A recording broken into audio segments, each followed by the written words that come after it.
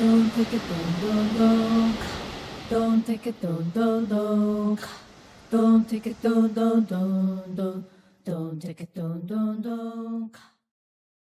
I'm Louisa Gloger. I'm the director of the Bolinas Museum here, and I just want to welcome all of you. I know so many of you know us very well, but some of you, it might be your first time being here. We're, always grateful for these courtyard moments that we share.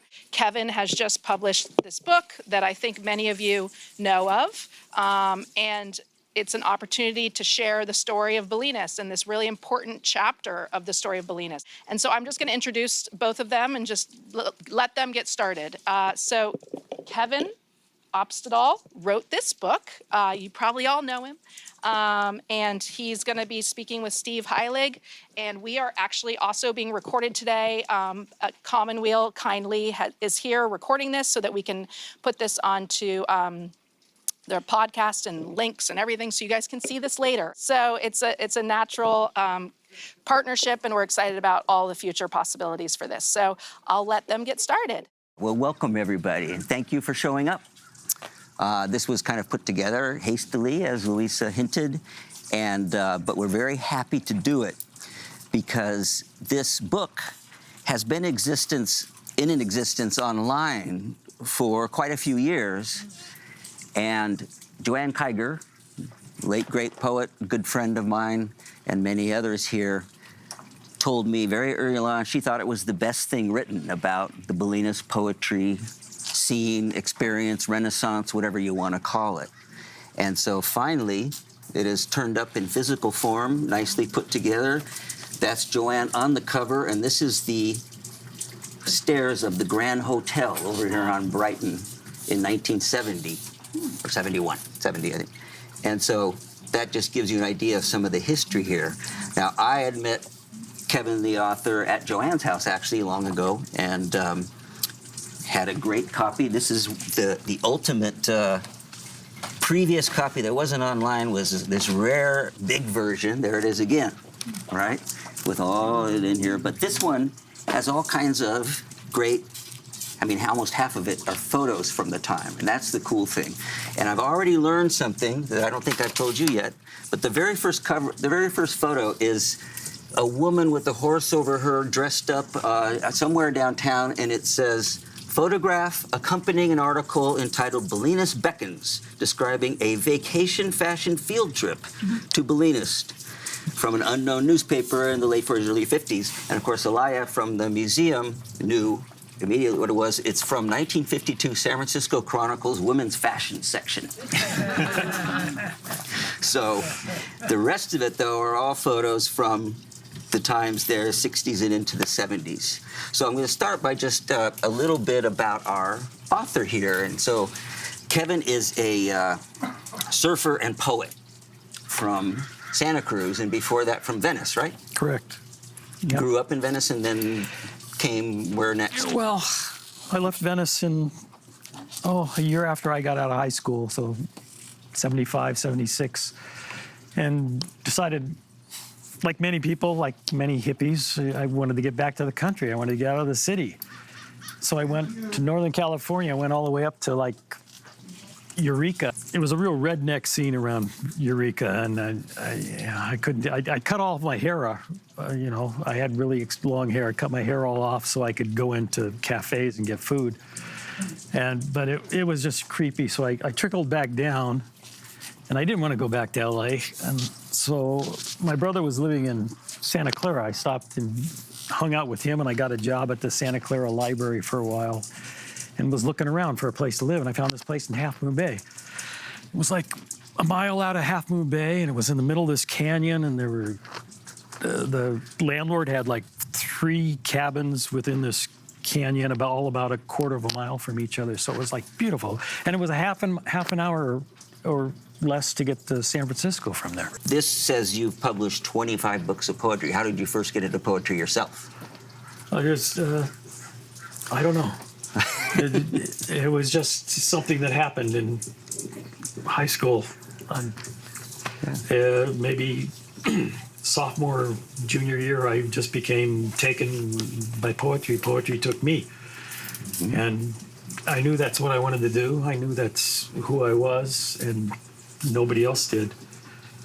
So I just started reading and studying, and which I continue to do today. I mean, it's you never graduate from poetry.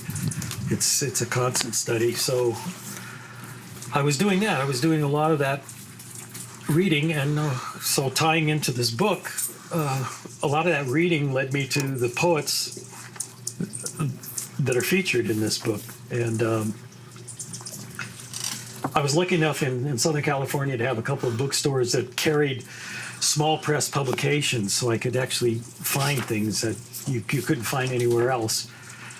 And so I was reading these poets, and it took me a while. I was self-educated as far as poetry is concerned, and my own curriculum.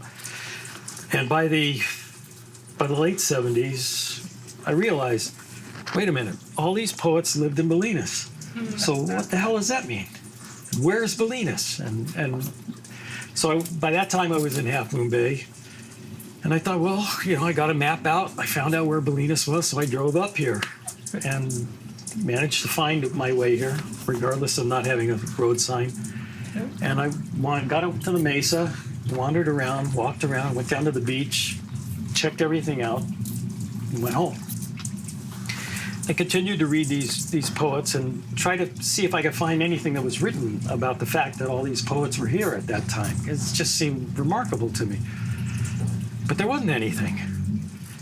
And so it took a few years. So around 85, that's 39 years ago, I thought, well, I'll just do this myself. I'll just start talking to all the poets.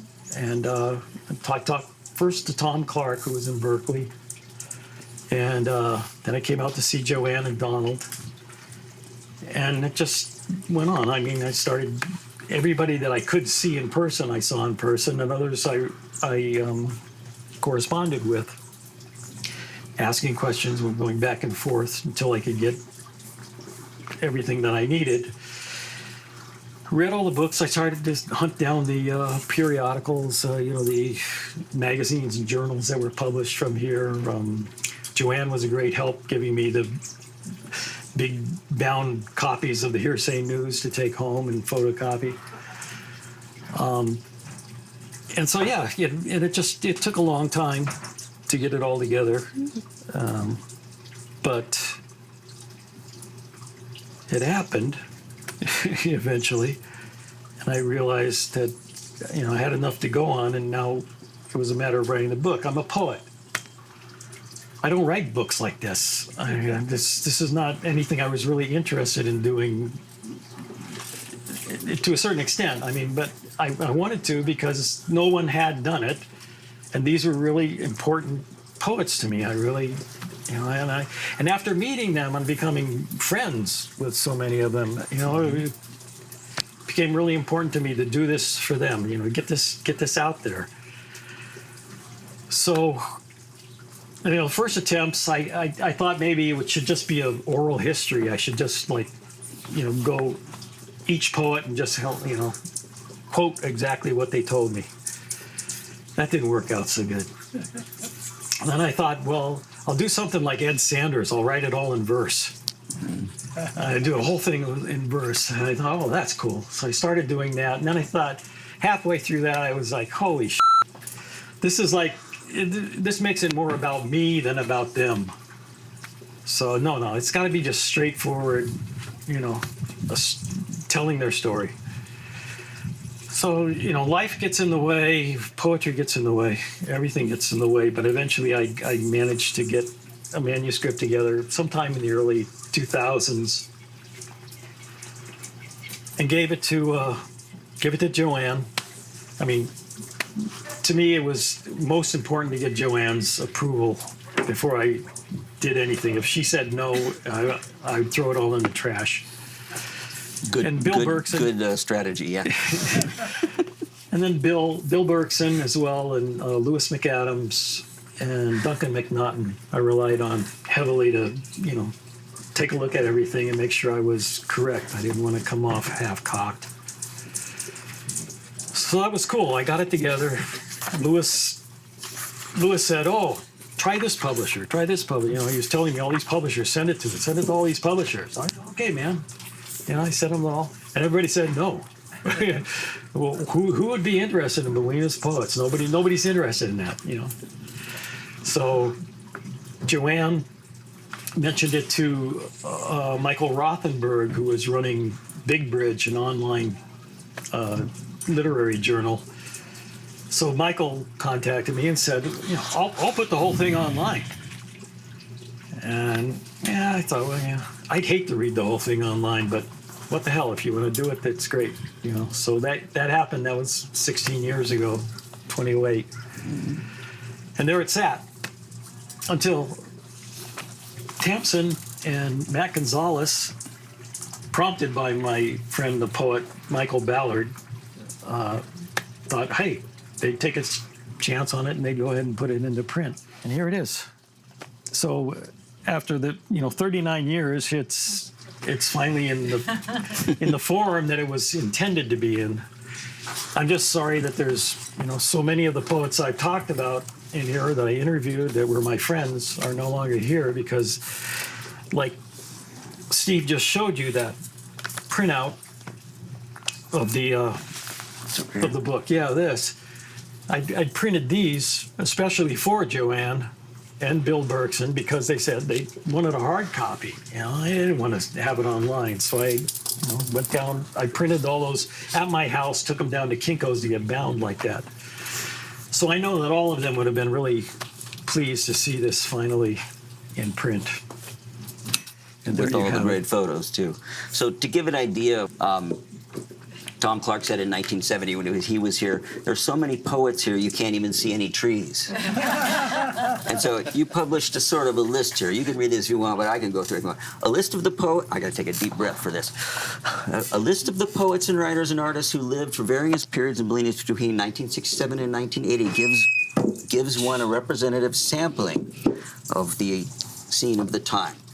Paul Alexander, Donald Allen, Gordon Baldwin, Terry Bell, Franco Beltrami, Bill Berkson, Ted Berrigan, Michael Bond, Ebby Beauregard, Jack Boyce, Joe Brainerd, Richard Brodigan, Jim Brody, Bill Brown, Jim Carroll, Tom Clark, Robert Creeley, Darrell DeVore, John and Margot Doss, Richard Duerden, Lou Ellington, Steve Emerson, Tom Field, Charles Fox, Bob Grenier, Donald Gurovich, Jim Gustafson, Paul Harris, Bobby Louise Hawkins, Dale Hurd, Patrick Holland, Lawrence Kearney, Jim Kohler, Joanne Kyger, Annie Lamont, Kenneth Lamont, Keith Lempe, Dottie Lemieux, Lewis McAdams, Duncan McNaughton, Diana Middleton McQuaig, David Meltzer, Alex Notley, Arthur Okamura, Louis Patler, Stephen Ratcliffe, Aram Saroyan, Orville Schell, John Thorpe, Tom Veach, Louis Warch, Peter Warshaw, Philip Whalen, Michael Wolfe, and Hanford Woods.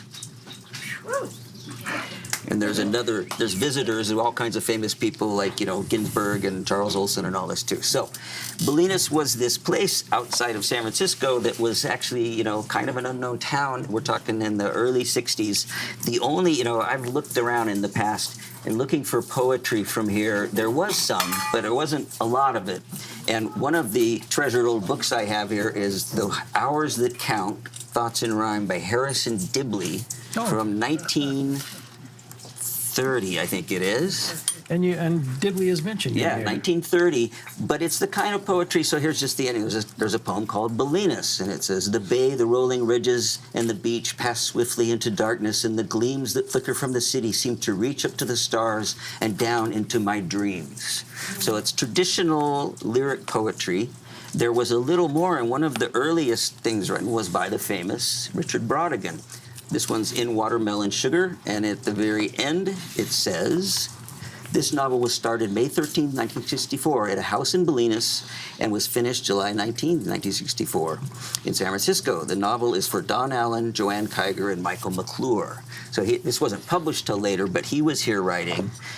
And then we get into the mid and then later 60s. And your book starts primarily, I'd say, with Bill Brown. What would you say about him? Bill Brown. Get your mic. Bill Brown. Oh, I'm sorry. Bill Brown, from all accounts, was a crusty, hard-drinking SOB.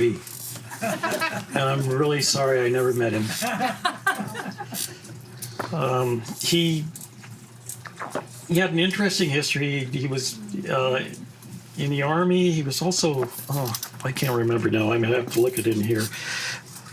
Anyway, at any rate, he wound up being captured by the Germans in France and was sent to a concentration camp or a POW camp. And he wrote a book about that experience called At the Uncle Sam Hotel. The Way to the Uncle Sam Hotel, correct. Thank you, Donald. And but he was a friend of Jim Collar, poet, and together they, in their collaboration, they created Coyote's Journal and Coyote's Books, which published, everybody, books by poems and books by Philip Whalen, Snyder. They published Charles Olson's reading at Berkeley at the Berkeley Poetry Conference. 1965. 65, yeah. And but he was an early guy on the scene, had a lot of connections with everybody. He came out here, had a house built by Callaghan Jones, and Collar lived there for a while in a loft that he built over the garage. But his friendship with people like Whalen, radiated out and brought a lot of other poets in to visit him, come out here, and once they saw Bolinas, everybody wanted to thought, oh, this is really cool. I'm gonna live in Bolinas, man. And a lot of it had to do with the time, the late '60s. Like I said, in the '70s, even I was a young hippie and I wanted to get out of the city and go to a more rural setting, kind of be in touch with the earth, and that's what a lot of the poets felt the same way. Yeah. These poets would come out here, following him. Joanne came shortly after that. Joanne and Jack Boyce. Well, there were quite a few starting. I mean, it was inexpensive still. I mean, and this little town was bustling. It had a bar, but it also had a post office and a bookstore and a gas station. Can you imagine? All those things. Yeah. So, but I got Joanne and I became very good friends over many, many years, and she would tell me about those times, and she would say, coming down here, it was actually still, when she first came here, largely a fishing and farming kind of town. And she was even, like, you wouldn't go in the bar, on your own. It was hardcore in some ways, it was old school that way. And so the Berkeley Poetry Conference happened, and the figureheads there were people like Jack Spicer and Robert Duncan and these people. Joanne was there and inspired. Before that, they'd done a whole conference on LSD, I think, so to give you an idea. But people started coming here, and so that long list, you had a community. You also had some of these people with connections in New York City. So New York poets came here, too, right? Yeah, well, after Joanne and Jack Boyce were married, I think that was in '66 or something like that, they went to Europe, for a honeymoon. And Jack wanted to try living in New York City. And they did live there for a while. And while there, Joanne made friends with a lot of poets that were on the Lower East Side. There was a big, vibrant poetry scene there. And when she came back out, they lived in San Francisco, and then I think they moved up to Bodega Bay for a while, and came back down here primarily because Bill Brown was in town. And so people would come out to visit Joanne, and they started thinking, this was a great place to stay. it also had to do a lot to do for the New York poets. I think I write about this. Tom Clark was in New York at the time, and Lewis McAdams. In fact, Lewis McAdams was saying it, and it was just like, we saw this psychedelic newspaper, man, coming out of San Francisco, the Oracle, had all these colors coming out of it, man, and we said, let's go to San Francisco, man. So they did. They got together, and Tom was just married to Angelica, and Lewis was married to Phoebe. They got in a car, that's Volvo that Phoebe had, and they drove out to Bolinas, had a car wreck on the way. So Tom broke his collarbone, and they wound up taking a train across the country until they got to Denver, where Lewis was called by the draft board down to Dallas, where he grew up, so he had to go deal with that. And Tom and Angelica took a plane from there to San Francisco. I hung out in San Francisco and found out that the Summer of Love wasn't happening anymore.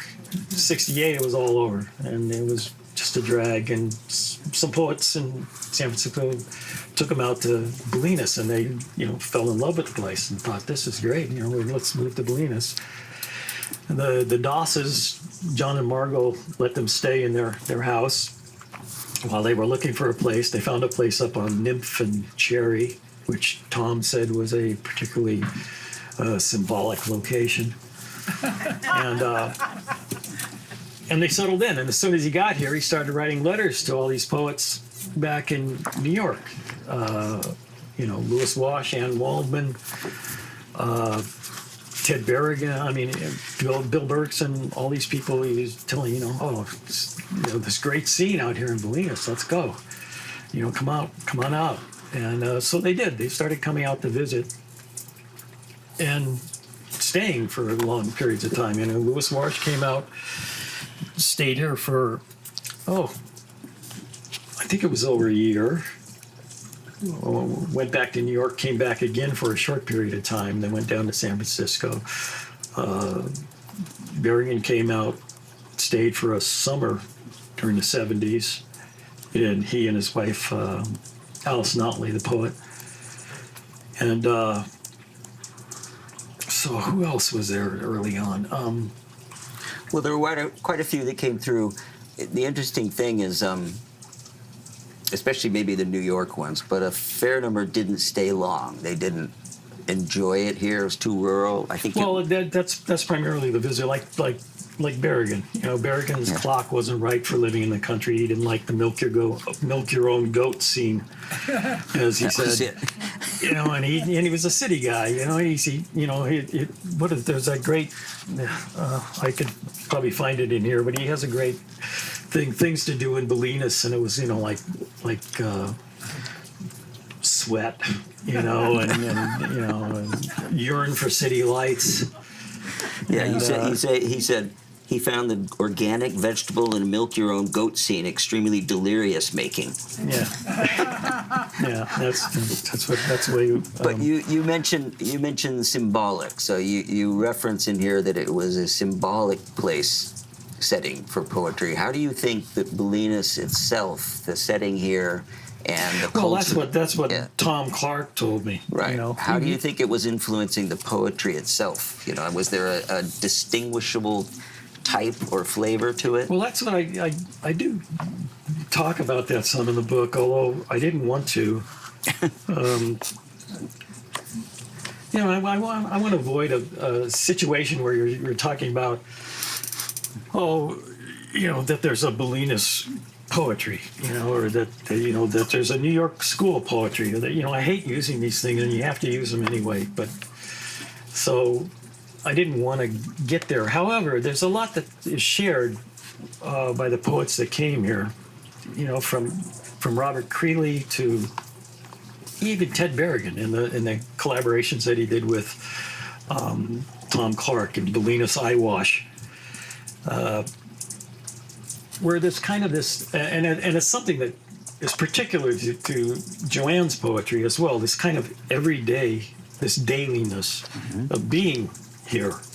This idea of being here comes in through these poets in a way that had, I mean, particularly with Creeley.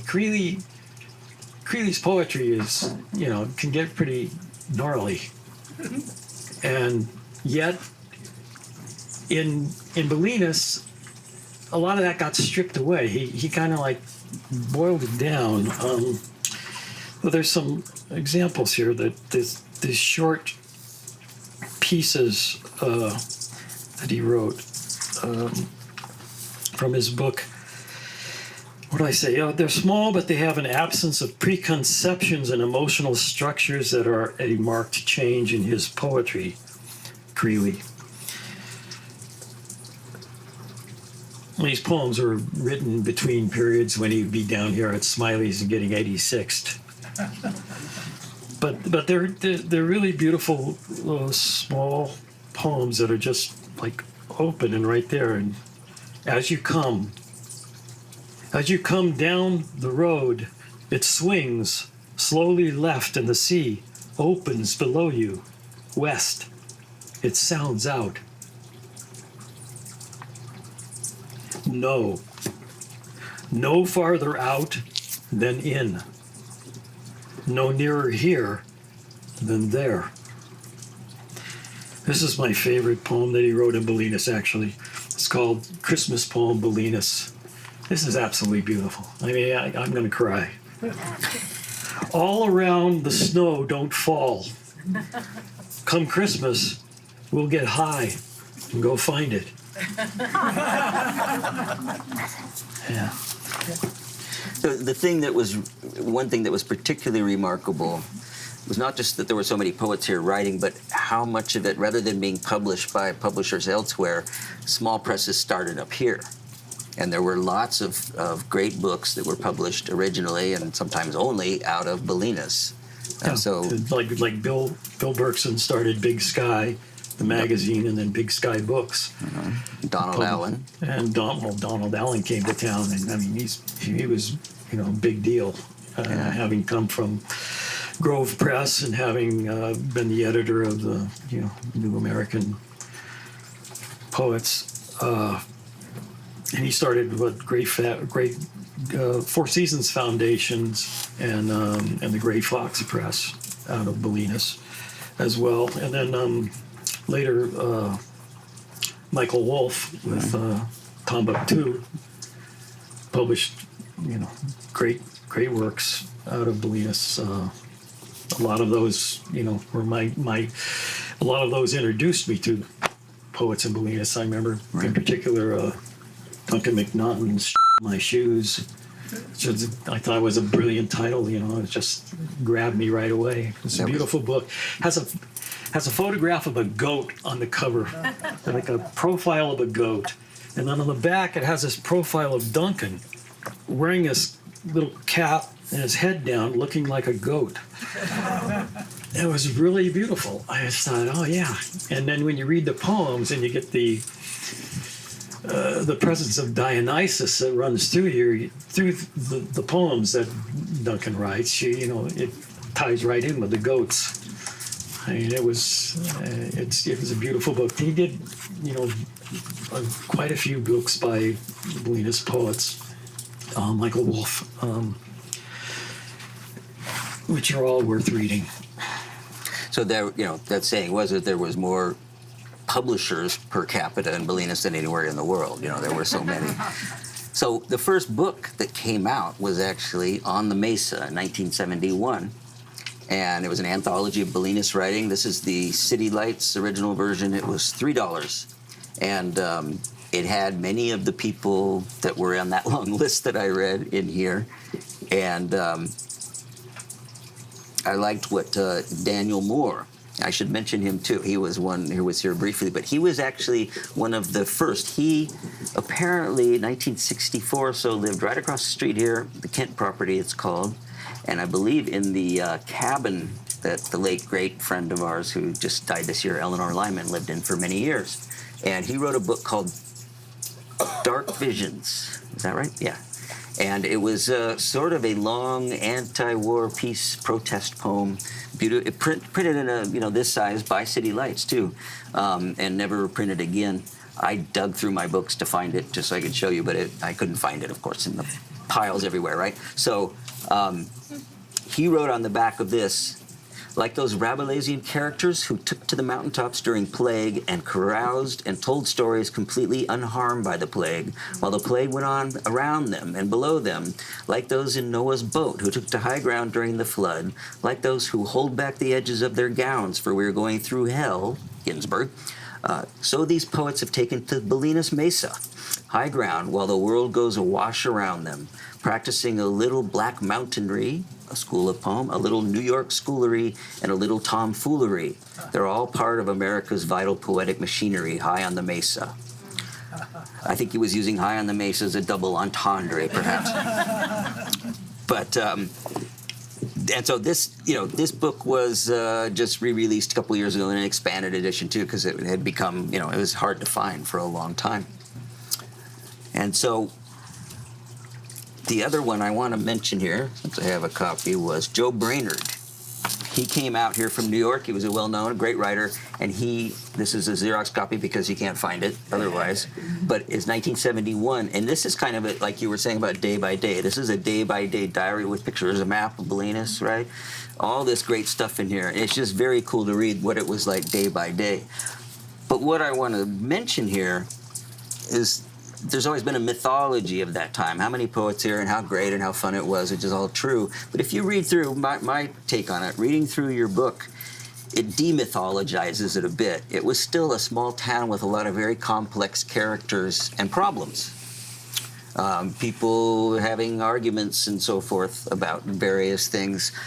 Too much drinking. Some of the most famous poets, just to mention, say, Creeley and Brodigan, had real problems. And so it was not all bucolic fun and partying. I'm just curious what you think. When you're working on this and when you were writing it, did it change your original sense of, say, almost like nostalgia or FOMO or whatever, that this had been the greatest place in the world to live, poetry on the beach and everything? I've always enjoyed it that way too, but did it...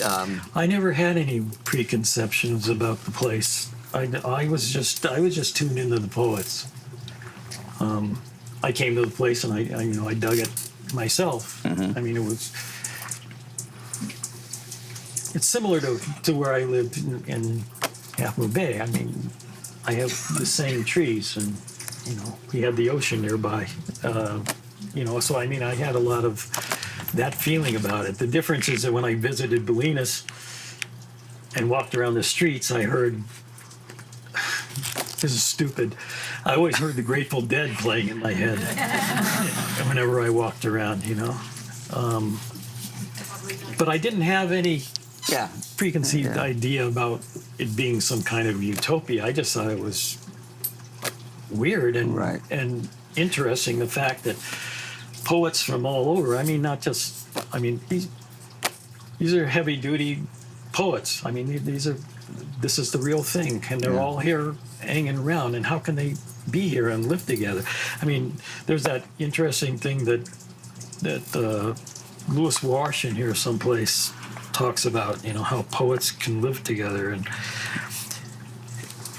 saying how the intensity of being among all those poems felt like you were on duty all the time, and how can you handle that? And it got to a level for some that they couldn't take it, and that's why they didn't last here very long. Well, some didn't last long, some last a long time. Philip Whalen, one of the biggest names, at least in my book, who was here for a while. He was one of the great crowd. Gary Snyder, Philip Whalen, and Jack Kerouac and Lew Welch were the ones that all hung out with, together and so forth. But he was here for a while. He did not like mud or dogs, so he didn't last very long in that way. But you included one little couplet from one of his poems that has always been one of my favorites. It's just very short. Yeah. And this is from Life at Bolinas, the Last of California. At Duxbury Point, a few thousand feet from here, the wind blows heavy, 35 miles an hour all night long. Big lights at the post office illuminate Brighton Avenue. The raccoons can see to get across. Yeah. So- That's very beautiful. There's one of his that I would like to read, though. And, I can't remember where it's at. What page did you have that on? Oh, gosh. Just closed it. You did. 41, I think. 'Cause, 39, 41. Yeah. there's a. Oh yeah, here we go. There's this one that he wrote that I particularly liked. And that's in his book, The Kindness of Strangers, 1976. It's called The Turn. Walking down Elm Road, handful of nasturtiums, butter, some kind of bread, 75 cents the loaf, no advertising included. Bread and air and a price tag wrapped in plastic. The dogs come out as usual to roar at me. I find myself screeching wildly in reply, fed up with suppressing my rage and fear. I bellow and roar. The dogs are scared, and their people are scandalized. What are you trying to do? Hey, what are you trying to do? I had nothing to tell them. I was talking to their dogs. How about, tell us just shortly something about, so Jim Carroll comes here from New York City. He comes here, he's strung out on heroin and he wants to kick heroin, and he shows up here. Yeah, that to me was when I became acquainted with Jim Carroll's poetry early in the 74, 75. I found a copy of his book, Living at the Movies, which I actually have here. And I was really knocked out by his poems. I really dug his work. And then to find out that he was in Bolinas just didn't work. He seemed like such a New York poet. What is he doing in Bolinas? How can that possibly be so? He came out first with Bill Berkson. Berkson was moving out here and brought along Jim, his girlfriend, Jim's girlfriend, Deborah O'Carson, and they picked up an additional friend in Ohio, I think it was, Jane Nodlin. They drove across the country. Jim was junk sick the whole time. Jim was a heroin addict.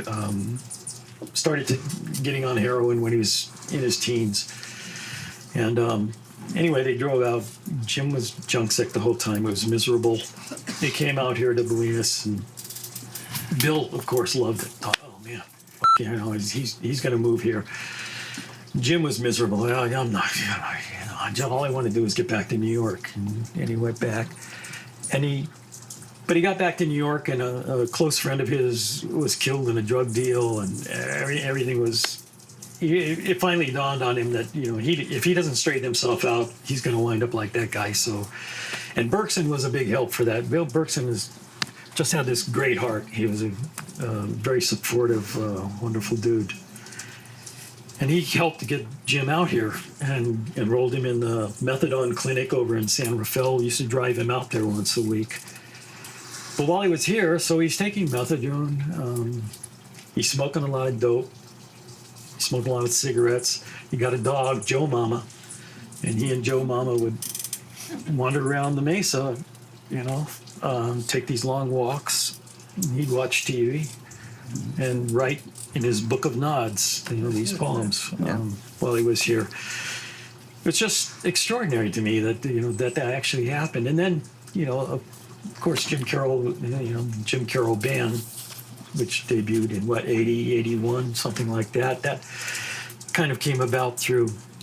There was a band in town that called themselves Amsterdam. I think they called themselves Bolinas first, but then, of course you couldn't do that. You can't. So they called themselves Amsterdam. First, they were the Venusians. Yeah, that's right. They were the Venusians because the one dude, claimed that he was a Venusian.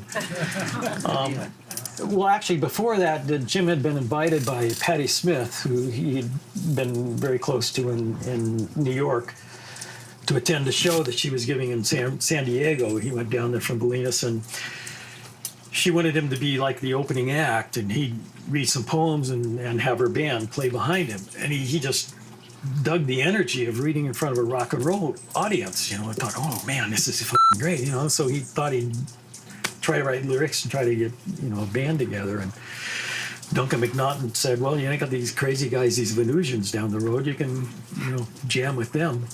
And that was it. And they started doing some gigs down in the city. And also while he was here, he was finishing up the Basketball Diaries, which is something that he had started, when he was really young. He eventually finished that. And Michael Wolff, Tombuk 2, published it with a great introduction by Tom Clark. So when after that was published, and they went to New York in, I don't know, it was 79 or so. He managed to come away with Bantam Books buying Basketball Diaries, putting it out on a mass, market paperback, and getting a recording deal with rock and roll, with the Rolling Stones record label, and there he goes. He's on his way. But he got straight in Bolinas. He was managed to get there. It reminds me of something that Aram Saroyan told me. He said he'd heard that the native peoples here, it's the Miwok, said that they saw Bolinas as a healing place. They wouldn't make it a permanent residence. And he says, I think I understand that. After living there, I think I understand that. And I'm thinking about Jim, that's what it was for him. He came here, it was a healing place for him. He changed himself. In the book, Ray tells about this, is called 4 Centuries Diaries from 1973, when he's got 72, 73, and he says, he gets picked up at the airport, and he says, I've heard you're taking me to a place called Bo Diddleyville. Yeah. Yeah, he didn't like Bolinas when he first came out here. He said it's way too white. He said, I can't deal with it. And then he wrote this great poem here, the California poem. This is his first impression of Bolinas. The ocean fooled me. I thought it was bubble, but it was frozen spray, like a pain dream. And the double driftwood and agates, surfers in rubber masks and suits, like leather angels leaning forward on their knees on moonstruck docks along 10th Avenue, New York City, city of cowboy fantasies. And my own dreams beneath this blonde sun of heroin and pool rooms, childhood back home. You'll never return, yet you will go back, drawing more distinctions. There, where my entire history waits in sun puddles on filthy sidewalks, thousands of umbrellas poking my body to wound the heart. And out here, poets sleep beaches all day, with fears of Japan, where bronze children start landslides on their brain. He didn't dig Bolinas at first. So one of the more recent, when the revised version of On the Mesa was published a couple of years ago and expanded, it had some lines in there. A lot of people didn't like some of the writing about it, the introductions. It had a line that Bolinas was run by the poets, and people thought, well, that isn't really true. But some of the poets, like Lewis McAdams in particular, became part of the cadre that took over the BPUD, shut down development, and formed kind of what is the more modern Bolinas ethos. But they were poets at heart too. So in a sense, some of them were trying to kind of run things, or at least stop things from getting out of hand. Well, just being part of the community. I mean, there were all kinds of different people in the BPUD. It wasn't just poets. The misconception is that this town is run by poets, and it wasn't run by poets. I mean, no one group or anything could run Bolinas. And so it's, they were a part of the community. That's what made it a special place. As Lewis McAdams said, poets in Bolinas were held with a certain amount of esteem. I mean, not that they couldn't be assholes or be considered to be assholes, but there was a respect for the poem within the community. It was a fairly literate community, and that's what made it unique. And and within that community, there's a lot of dynamics going on, but still, so yeah, Lewis could be part of part of the bee pod. He could sit in on that. He could be part of that, and other people would be part of other things. So, or you could decide not to be part of anything, and hide out and just write your poems and ignore everybody. And that was cool too. That's all. There was a lot of music too. You mentioned that there were poetry readings and shows in the Gibson House right over here. A band called the Duxbury Reefers. Yeah. Right? Which sounds right. Yeah. And Billy Talon is mentioned in here. He lived here. He went on to become Reverend Billy, who has been very much an activist around the country and most recently toured opening for Neil Young and Crazy Horse. Church of Stop Shopping. There's Church of Stop Shopping, right? Anti-materialist. And there was a memo, one of my favorites. I talked to him once, I met him here. He said, there's a memo out among whatever chain they were protesting at that was actually titled, "What to Do If Reverend Billy Shows Up in Your Store." So are there others in particular that you feel we should mention here that are in the book? I think we run off of everybody. Well, I read the list, but that's different. I know. You read everybody. Stories about there. somebody in particular, That was Bill. Let's see. Duncan McNaughton? Tom Duncan.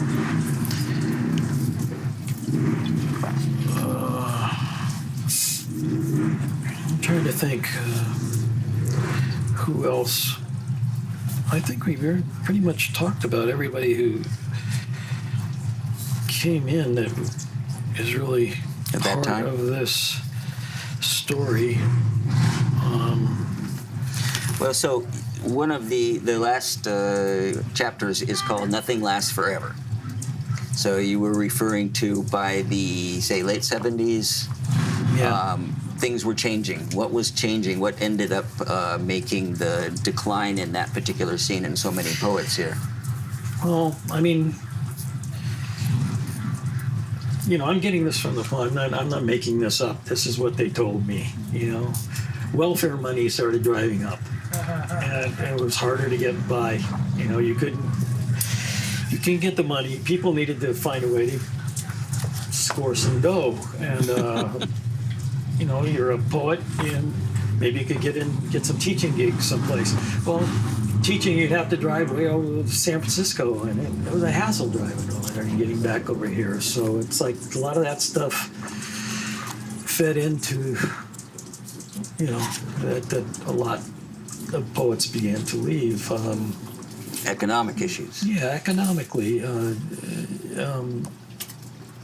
Tom Clark, who really kind of dropped out of the scene early on. He didn't really dig a lot of what was going on in town, and he had a lot of other stuff going on. He was writing a lot of different things. He split. I think he went to Boulder and wound up in Santa Barbara and eventually in Berkeley. But that, that kind of thing, the money made it difficult. Like I said, welfare money was drying up. There was the energy crisis. It was just more and more difficult for people to make a living and, keep their head above water here. So that led to an exodus to a certain extent. But then, then more poets came in later, which, it's not even included here. More poets came in and disappeared and came back and all of that. So, well, there's some of them are here, right? Some of them are here, yeah. Quoted on the back of the book is one Donald Gurovich, who says, "Putting together a history of place, whether recent or otherwise, requires a formidable hunter-gatherer and a major commitment.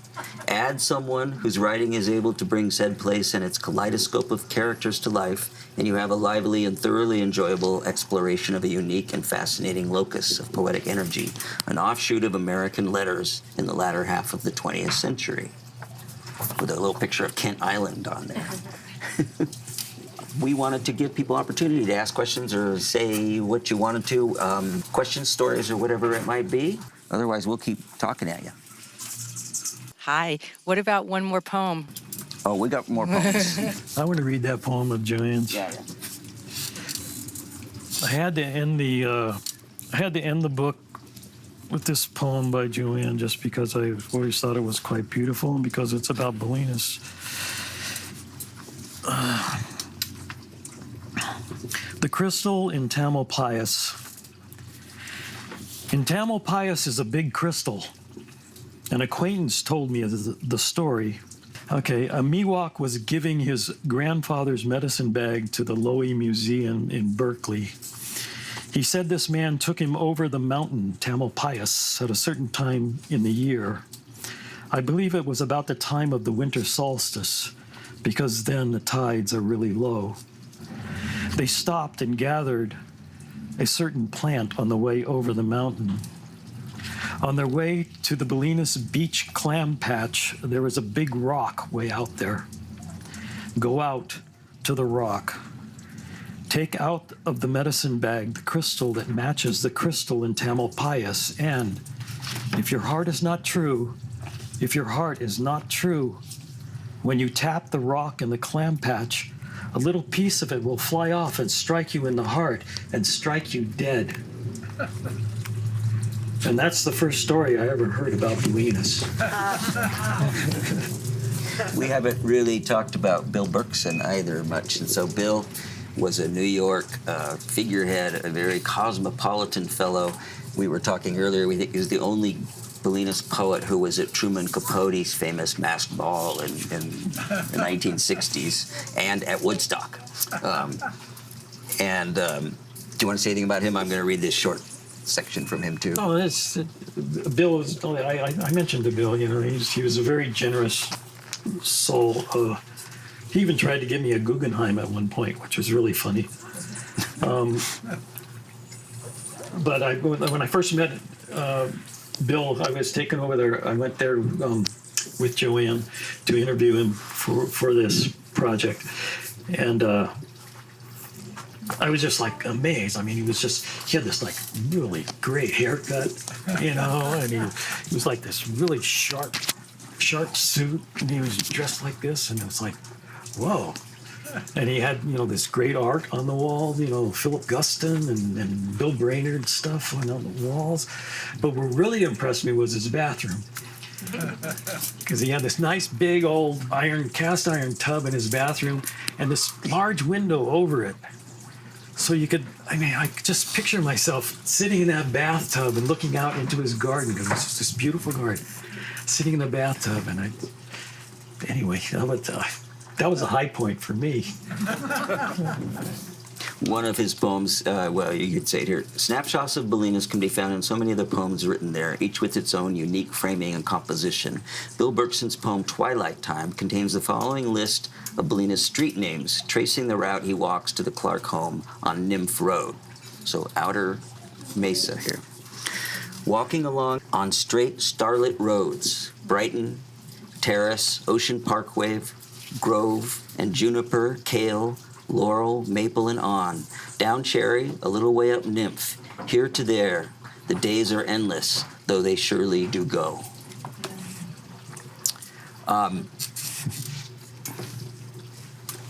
Maybe we're overemphasizing, but it would be okay to read another Joanne Kyger one? Yeah.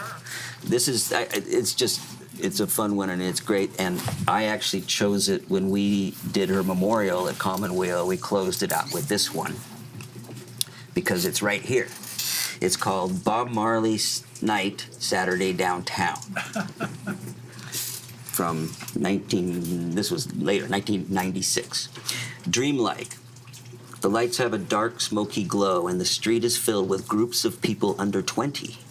Car radios, groups of boys, groups of girls, 3 sheriff's cars. Like spring break at Fort Lauderdale, but here everyone goes home before morning. At the community center, the reggae is authentic, easy, and slow to dance to. The group from Mendocino has served jerk chicken for dinner. I go around back to see if any barbecues are still set up. The plaza is filled with vans, their own encampment. I walk up and start a conversation with a man and woman cooking, like, "Lovely evening, how lucky you are you can park in our plaza, which we usually don't allow. Don't you love our community center, and that's our free box over there," etc. She says, "Oh God, They told me there would be people like you here.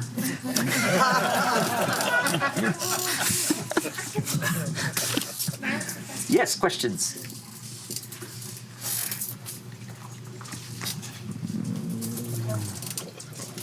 When I think about poetic coteries and scenes, there's often like someone with an energetic force who keeps sustaining things, who keeps hosting things and putting things on and organizing stuff. And I wondered for you, it sounds like in particular Joanne may have taken on that role, but I'd love to know more about that, just in terms of like if there was kind of someone who could be relied upon to kind of make things happen, then get the reading going and that sort of thing, that kind of the infrastructure of for a scene. And I don't mean like literally like who's got the mics, but like, you know, who the floor that people could crash on, the person who would like get the rental sorted for where people could stay, that kind of thing. Did you get an impression of that from the book, of who that was?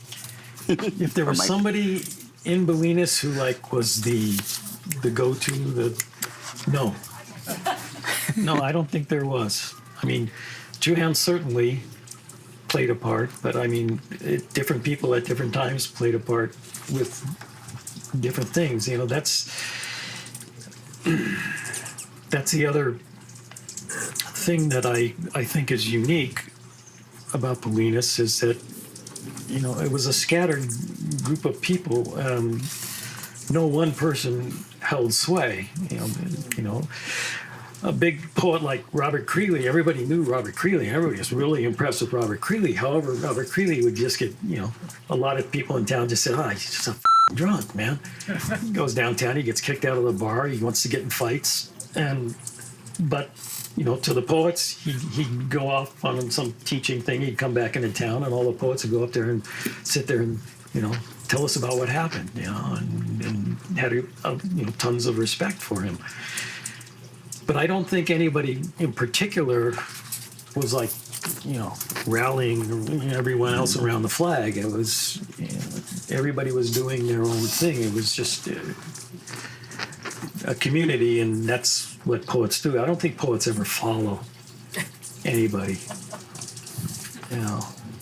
Anarchic by nature. Yeah. Well, yeah, certainly. To some degree. But I mean, you have great respect, you know, for certain people or certain poets that you're going to be around you there. It's all right. As you know, the people would have great respect for Joanne. People would have great respect for Creeley, whoever else. I mean, but nobody would take on that mantle or pretend to take on the mantle that, you know, that was what it was about, or play that role.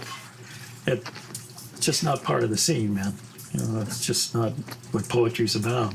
Mm-hmm. You did mention a person early on that we didn't mention, John Thorpe, known as Shao, who was here early, and Sure. a lot of people seem to really look up to in terms of his poetry. Oh yeah, I mean, it's just, what is it that Lewis says something about how, you know, Shao's learning is incredible. You know, he says, I have no idea what he thinks about his own poetry, but it's just like, you know, he's just so amazing.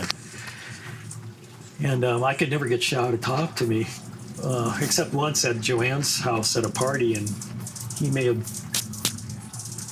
had a lot. So did I.